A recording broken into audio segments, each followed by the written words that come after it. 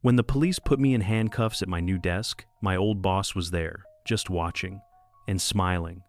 3 weeks earlier, I'd given my 2 weeks notice. Professional, respectful. I even offered to train my replacement, but walking away from that toxic hellhole meant they'd lose their scapegoat. Someone had to take the fall for the missing money, and they chose me. What they didn't choose was the lawyer who would tear their conspiracy apart, bite by bite. Look, I know why you clicked on this video. You felt it too, that suffocating feeling when your job becomes a prison, when your boss treats you like property, when you realize you're not an asset, you're a liability they haven't figured out how to eliminate yet. Most people think they have two choices: suffer in silence or leave quietly. But what happens when leaving quietly isn't an option? When they come after you, when they try to destroy not just your career, but your freedom? This isn't just my story. This is a masterclass in corporate warfare. In the next 20 minutes, you'll learn exactly how predators in suits operate, how they weaponize the legal system, and most importantly, how to fight back when they do. Because here's what they don't want you to know. Their power is built on your silence. And silence can be broken. Let me take you back to where this all started. 5 years before those handcuffs clicked around my wrists, I was 27, fresh out of my MBA, and I thought I'd hit the jackpot. Data Vault Solutions, a mid-sized financial tech company, had just offered me a position as a junior analyst.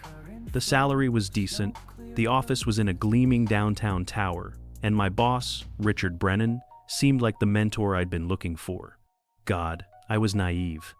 The first year was actually great.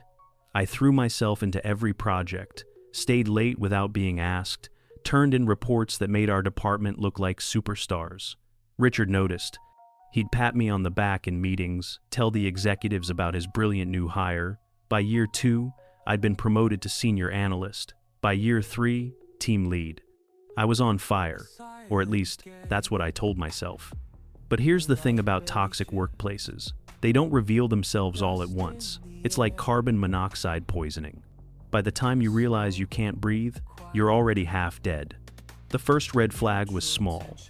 Richard asked me to sign off on a vendor contract I hadn't reviewed. When I asked to see the documentation, he laughed. Not a friendly laugh, but that sharp bark that makes your stomach clench. He said, and I'll never forget this, "David, I hired you to make my life easier, not harder. Just sign it." I signed it. The second red flag was bigger. Our biggest client complained about discrepancies in their billing. Richard told me to bury it in the quarterly adjustments. "Make it disappear," he said. "It's probably just a system glitch." When I suggested we should investigate, that laugh again, sharper this time. "David, do you want to explain to the board why we're losing our biggest client over a computer error?" I buried it. By year 4, I wasn't sleeping. I developed this twitch in my left eye that wouldn't go away. My girlfriend, Sarah, kept asking what was wrong. How could I explain that I'd become an accomplice to something I didn't fully understand? That every spreadsheet felt like evidence? That every meeting felt like a conspiracy? The breaking point came at the company gala. You know, one of those black tie affairs where everyone pretends we're changing the world instead of just moving numbers around screens. Richard was drunk, really drunk, and he pulled me aside near the bar. His breath smelled like whiskey and contempt. He showed me his phone, a photo of a contract with our CEO's signature. Except I'd been in the meeting. The CEO never signed that. Richard winked at me and said, "Amazing what you can do with a steady hand and a scanner, right?" That's when I knew. I wasn't working for a difficult boss. I was working for a criminal. I started looking for a new job that night. Not at a competitor. I want to be really clear about that. I didn't want to take clients or trade secrets. I just wanted out. I applied to a healthcare startup called MedBridge Analytics. Completely different industry, completely different world. When they offered me the position, I literally cried in my car afterward. Relief, pure relief. I spent a week preparing my resignation. I documented every project, created transition guides, even wrote personal notes to my team members. I wanted to leave right, professional, clean, no bridges burned. When I walked into Richard's office with the letter, his face went through 3 distinct phases. Surprise, then calculation, then something I'd never seen before. Fear? You can't leave, he said. Not a request, a statement. I explained about the opportunity, how it was a different industry, how I'd help find and train my replacement. He cut me off. David, you know too much. Those 4 words. They hung in the air like a threat and a confession at the same time. I told him I'd never share confidential information. He laughed, but not the sharp bark this time. This was different, hollow. It's not about what you'd share, David. It's about what you know. The next 2 weeks were surreal. My access to financial systems was cut immediately, which was odd since I still needed them to wrap up my projects. IT kept having issues with my email. People stopped talking when I walked by. Richard had daily closed-door meetings with our CFO, Marcus Webb. They'd both stare at me through the glass like I was a problem to be solved. On my last day, instead of the usual goodbye cake and awkward speeches, I got a cardboard box and a security escort. Richard didn't even say goodbye, just watched from his office as I was marched out like a criminal. I should have known something was coming, but I was too relieved to be free. Medbridge was everything Data Vault wasn't. Transparent, ethical. They actually cared about their mission. For one beautiful week, I remembered why I'd gotten into business in the first place. To build things, not bury them. Then the call came. It was a Thursday afternoon. Our HR director knocked on my door with a face that made my stomach drop. There were 2 police detectives wanting to speak with me, about my former employer, about missing funds, about evidence that I'd been embezzling for months. The lead detective, a woman named Patricia Reeves, was almost apologetic as she showed me the evidence. Invoice after invoice, all with my digital signature. Emails from my account arranging payments to shell companies. Bank records showing deposits that matched down to the penny. Mr. Chen, she said, this is your signature, isn't it? It was. I mean, it looked exactly like my signature, on invoices I'd never seen, for vendors I'd never heard of, dated during times I could prove I was in other meetings, on vacation, even at my grandmother's funeral. I need a lawyer, I said. Detective Reeves nodded. That would be wise. Mr. Chen, you're under arrest for grand larceny, wire fraud, and conspiracy to commit embezzlement. As they read me my rights, I saw him, Richard, standing in the lobby of my new workplace, talking to my new boss. He looked over as they cuffed me, and I swear to God, he smiled. Not a happy smile, a satisfied smile. The smile of someone who'd solved a problem. The ride to the police station was the longest 20 minutes of my life. Every street we passed, I thought about how this would destroy everything. My reputation, my career, my relationship with Sarah. How do you come back from being the guy who stole $500,000? But here's the thing about rock bottom. It's solid. You can build from there. My parents mortgaged their house to pay for my lawyer. Catherine Morrison was a former federal prosecutor who'd switched sides after watching too many innocent people get railroaded. When I told her I was innocent, she didn't just nod politely. She leaned forward and said, "Then we're going to prove it." The evidence against me was overwhelming. 53 falsified invoices totaling $580,000. Each one had my digital signature. The metadata showed they were created on my computer. During my login sessions, the emails originated from my IP address. The payments went to accounts that, while not in my name, had been accessed from my devices. Catherine laid it all out on her conference table like a murder scene. "This is good," she said. I stared at her. "How is this good?" "Because it's too good. Real embezzlers are messy. They make mistakes, leave gaps, get sloppy when they're scared. This is a masterpiece, which means someone painted it. We spent weeks going through every piece of evidence. Catherine brought in a forensic accountant who found something odd. 3 of the invoices were dated after I'd already left the company. Not by much, just by a few days, but my access had been terminated. How could I have created documents on a computer I couldn't access? Then came the breakthrough. Catherine had hired a digital forensics expert, a guy named Marcus, who looked like he lived on energy drinks and conspiracy theories. But he was brilliant. He explained that while documents can be backdated, while emails can be spoofed, while almost anything digital can be faked, there's one thing that never lies: the ghost logs. Every server keeps multiple levels of logs, Marcus explained, his fingers flying across his laptop. The ones users see, the ones admins see, and then the deep system logs that even admins don't usually know about. They're like the black box on an airplane. They record everything. It took a court order to get access to Data Vault's servers, but when we did, Marcus found gold. Every single piece of evidence against me had been created or modified after my resignation date. Not by a little, by days, sometimes weeks. The real kicker, the user account that made the modifications, Richard Brennan's admin credentials. But the smoking gun came from an unexpected source. A kid named Jeremy, barely 22, who worked in IT at Data Vault. He showed up at Catherine's office one day, nervous as hell, holding a USB drive like it was a live grenade. "I make backups," he said. "Personal backups. I know I'm not supposed to, but I've been burned before by companies claiming system failures. This is everything from the week Mr. Chen left." On that drive were the original versions of the documents, before they were altered, before my signature was added, before the entire conspiracy was manufactured. Jeremy also had something else. An email thread between Richard and Marcus Webb discussing, and I quote, "the David problem and how to ensure he never talks." Catherine smiled when she saw it. Not a nice smile. The smile of a prosecutor who just found the murder weapon with fingerprints on it. The criminal case collapsed like a house of cards in a hurricane. The prosecutor took one look at our evidence and dropped all charges with prejudice, which means they can never charge me again for this. But that wasn't enough. Not nearly enough. See, they'd tried to destroy my life. They'd humiliated me in front of my new colleagues. They'd cost my parents their retirement security. They'd turned me into a headline, "Local financial analyst arrested for major embezzlement." Catherine had a different headline in mind. "Falsely accused employee wins millions in defamation suit." Let me explain something about defamation law, because this is where it gets really interesting. Defamation isn't just lying about someone. We all lie sometimes.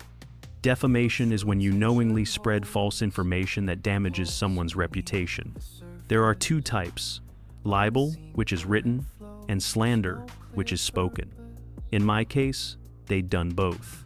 The falsified documents were libel. Richard telling my new employer I was a thief was slander. But here's what most people don't understand. In a defamation case, if you can prove actual malice, which means they knew it was false and did it anyway, the damages can be multiplied. Punitive damages, they're called, punishment money. And we had emails proving they knew exactly what they were doing. The second claim was even stronger: malicious prosecution. This is when someone uses the legal system itself as a weapon. To prove it, you need 4 things. First, the prior proceeding was terminated in your favor. Check. Case dismissed. Second, lack of probable cause. Check. They fabricated everything. Third, malice. Check. We had emails proving their intent. Fourth, damages. Check. I'd lost my job, my reputation, and my parents had mortgaged their house. Catherine explained it to me like this: "David, they didn't just commit a crime. They committed multiple crimes, then tried to frame you for their crimes, then used the police as their personal hit squad. Juries hate that. Juries really hate that." The civil trial was beautiful in its simplicity. We presented the evidence chronologically. Here's David, model employee for 5 years. Here's David resigning professionally. Here's Richard and Marcus panicking. Here's them creating false evidence. Here's them calling the police. Here's David being arrested at his new job. Here's the truth coming out. Richard took the stand on day 3. Catherine destroyed him. Not dramatically, not like in the movies. She did it slowly, methodically, like peeling an onion. Each question removed another layer of lies, until all that was left was a middle-aged man who tried to destroy a young person's life to cover his own crimes. "Mr. Brennan," Catherine asked, "why did you smile when my client was arrested?" I didn't smile. Catherine pulled up the security footage from Medbridge. There he was, smiling. "Let me ask again, why did you smile when my client was arrested?" Richard's lawyer objected, but the judge overruled. Everyone wanted to hear this answer. I was relieved. Relieved that a criminal was caught, Yes. But Mr. Chen wasn't a criminal, was he? You knew that because you created the evidence. So what were you really relieved about? The silence stretched for maybe 10 seconds. It felt like 10 years. I want to invoke my Fifth Amendment rights. You could hear the jury's collective intake of breath. In a criminal trial, invoking the Fifth is your right, and the jury can't hold it against you. But in a civil trial, it's basically an admission of guilt. Marcus Webb was worse. He actually tried to blame it all on Richard, said he was just following orders. Catherine asked him one question. Did you or did you not write an email calling Mr. Chen the David problem that needed to be eliminated? He had no answer.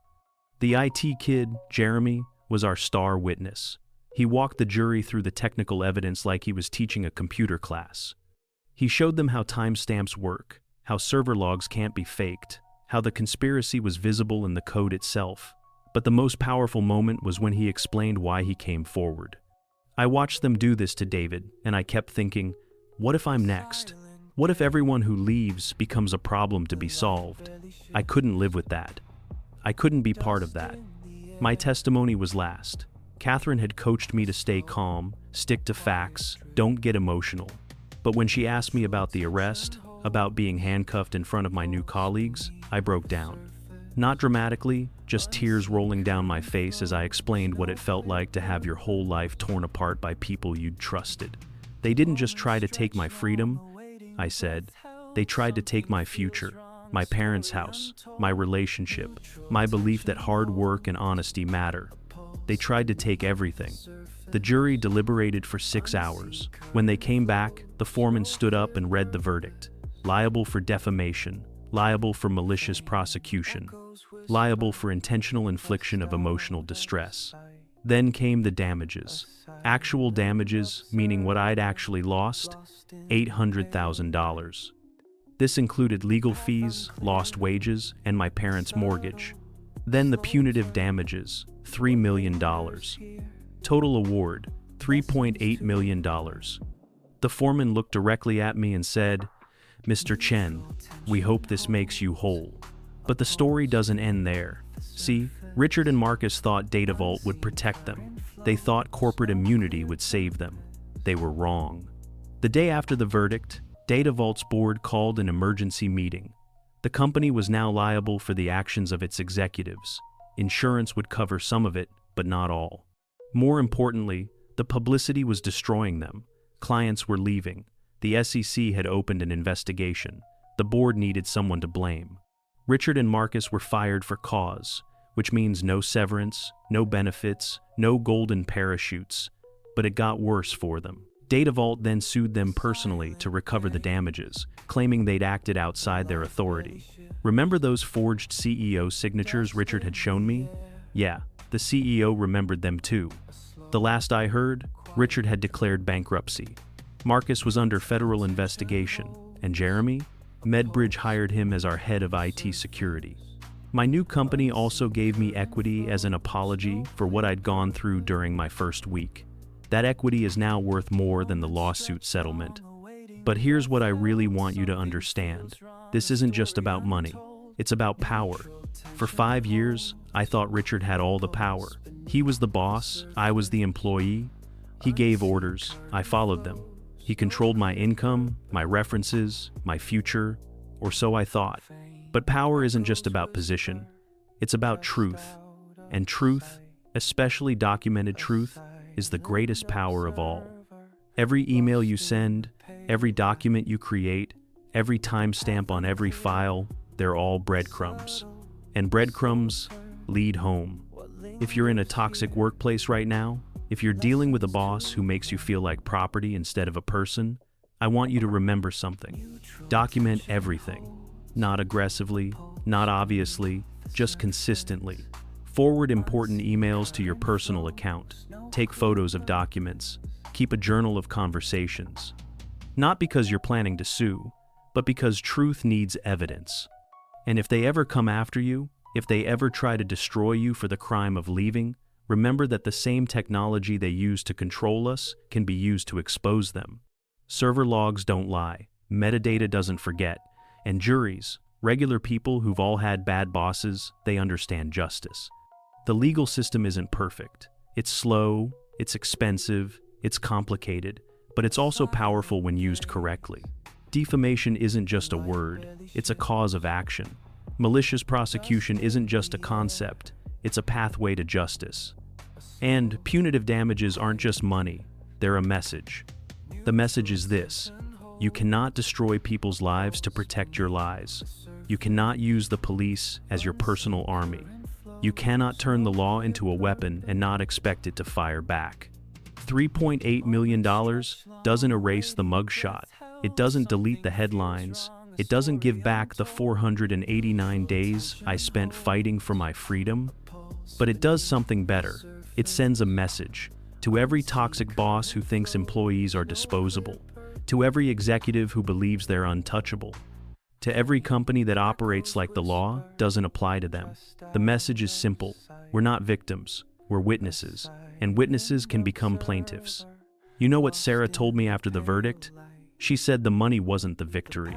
The victory was that I'd fought back, that I'd stood up, that I'd proven that one person with the truth can beat an entire corporation built on lies. She was right. But the money didn't hurt either. If you're watching this and you've been through something similar, I want you to know you're not alone. The comment section of videos like these are full of stories just like mine. Different details, same pain. Different companies, same corruption. Different bosses, same sociopathy. But here's what those bosses don't understand.